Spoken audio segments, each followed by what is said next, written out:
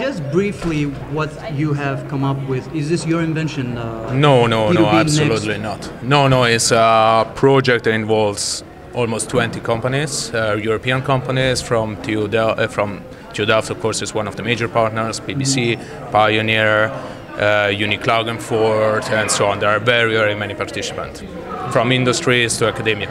It's basically also the biggest group of scientists and industries working. European scientists, not American. European. Everything is, basically, yes, the project, yes. It's founded by the European Commission.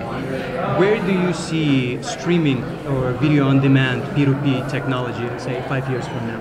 Oh, I hope that it will emerge and that the people will start using it, basically. I think that is the future of the technology, because basically we cannot rely on architecture, on a server client architecture that is not scalable. Too expensive. It's too expensive, and people will always use centralized server where their video can be banned, like YouTube with us, for example, while if they provide their own content, they cannot be banned, basically. So your technology competes directly with Akamai, Level 3, or any CDN provider? Of course, there are many.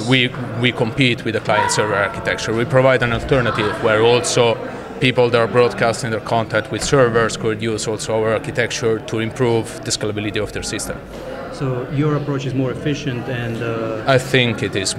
Except the end user has to install a little bit of a plugin or it will need to install, right? Of course, the application to be able to download or stream his content. But we are trying to do it as easy as possible for every kind of user to be able to use the architecture. I see. Are you planning on embedding your technology within Flash? We see our technology as an alternative to Flash. Alternative? We completely as a standalone? Completely as a standalone. We are working on integrated with the HTML5, so with the future versions of Firefox we have it already working, so that it will be directly embedded inside the pages and not as a separate plugin. Of course, the user will still need to download a small core that will be responsible of downloading in a peer-to-peer fashion the content. I see. Do you believe your technology can solve an issue of, or actually my idea that I was going to propose in front of many developers who were in the room, but we didn't have time. Yeah, it was running out of time. Right. Do you believe that it's possible for using P2P, right, in order to create a platform for independent videographers to have a pool, a video footage pool? But that's our intention. That's what we are working on. You are going towards that as well? I think that's also our intention. We are trying to get channels to work also, where people can set different channels or playlists with different sets of video. Right. Also. My particular idea is related to, like, say you are a videographer, right? And you are working on a piece, be it like mobile, like you traveling. Yeah. With your laptop, you are everywhere. Like you have a small camcorder like this one we're using right now, and you captured the footage and everything. You're working on a documentary, let's say, on something related to birds or cars or whatever, and you need certain shots of something, right? Yeah. That the whole world pretty much shoots without you knowing about. Yeah. And all that footage is somewhat wasted. If there is a community or a platform, a video pool that keeps, like, say, you would like the end user, each participant, right, on this network P2P would like you install the software and everything. You allocate a folder of all your footage that you want to share freely with the whole world, and then it's searchable. What it does is it creates, let's say this file is .mts. It creates a .torrent file, and little later will be discovered by the other .torrent file, as well as a small, low-resolution H.264 playable within a program like Kaltura. You know, the cloud computing? Yeah. So in other words, are you getting the idea? Are we thinking to integrate with other programs? That's what you are asking. If you are thinking to integrate, it's possible, right?